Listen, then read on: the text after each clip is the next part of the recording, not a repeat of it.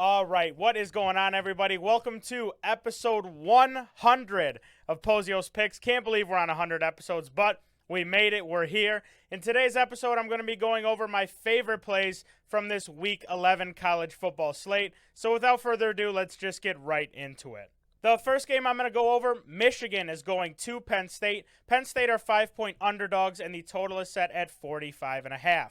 A big-time top 10 matchup in Happy Valley on Saturday. Michigan gets their first test of the season, and going up against this Penn State defense is really going to give us an idea of what this Michigan team can do going forward. One thing that has been consistent in these big Michigan games over the last couple of years has been a close first half, followed by Michigan stepping on it in the second half. With this being their first time playing this level of defense, I think we see more of the same in this one, and it takes Michigan some time to get into the flow of the game, especially being on the road. Penn State hasn't looked great offensively against good defenses this year either. So with those things being said, I think this game starts slow and picks up as it goes on. My play here is going to be the first half under 22.5. Like I said, I think it takes both of these teams some time to settle in, and in the end, whoever makes the most of their field position and turnovers comes out with the win. The next game I'm going to go over, Miami is going to Florida State. Florida State are 14-point favorites at home, and the total is set at 50.5. A big-time rivalry game in Tallahassee here. Miami has played a tough last 3 games, with 2 of them going to overtime, and then having to go on the road and only putting up 6 points in a loss to NC State. When Miami has gone on the road, they've struggled a bit, and with where Florida State is in their season, I think this is a bad recipe for the Hurricanes. Florida State should be able to get enough stops to take care of business here, and with them coming back home after 2 games on the road, I think they'll be eager to show out in this one. My play is going to be the Seminoles minus the 14. I think Miami struggles at points of this game, and in the end, they don't get enough stops to keep this one close. Noles roll back at home. The next game I'm going to go over, Utah is going to Washington. Washington are 9.5-point favorites, and the total is set at 53.5. Utah looked fantastic on offense last week for the first time all season, putting up 55 points. And of course, we know what happened in that Washington-USC game. Washington really needs a good win here to solidify their college football playoff resume after some questionable games the last few weeks, and I think this is a great spot for them to do so. Back at home against a still questionable Utah offense, they should get enough stops as this game goes on to control it and allow Michael Penix and the offense to do what they do. Also, this line is a bit surprising to me. I think Vegas wants people to take Utah. It seems a little bit too easy. So for all of those reasons, I'm going to take Washington minus the 9.5. They pick up a big statement win here back at home and get ready for a really tough one next week.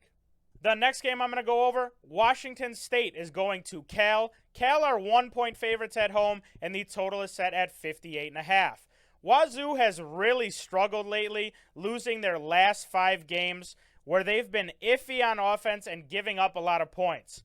We've seen with Cal as well that they will score points, but ultimately they're going to give up more as the games go on. I think this is a great recipe for an over, as Wazoo looks to get back on track on offense with Cam Ward, and Cal continues to put points up with their balanced attack. 114th and 116th ranked defenses in this one. Don't overthink it. Over 58.5 is the play here. The next game on the slate, Ole Miss is going to Georgia. Georgia are 10.5-point favorites at home, and the total is set at 57.5.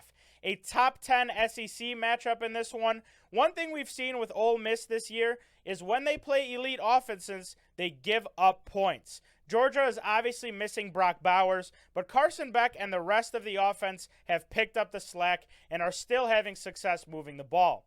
With them being at home as well, I think the Dogs will be able to move the ball easily, while Ole Miss is going to have to work much more for their points. I'm afraid of the backdoor cover late here with this 10.5, so I'm going to go with Georgia first half minus the 6.5 as my play in this one. Beck and the offense get it going early and allow the defense to take care of business to get this one done. The next game on the slate, Michigan State is going to Ohio State. Ohio State are 31.5-point favorites, and the total is set at 47.5. Don't overthink this one. Even though Sparty got back on track last week with a win over Nebraska, they are going to struggle to move the ball here, especially early, and they definitely won't have an answer on defense for the Buckeyes. Ohio State takes care of this one early and coasts. Give me Ohio State first half minus 18.5 in Columbus. The next game on the slate, Florida is going to LSU. LSU are 13.5-point favorites at home, and the total is set at 63.5. Going back to the well here. Not going to go too in-depth for this one because we know what's been good to us.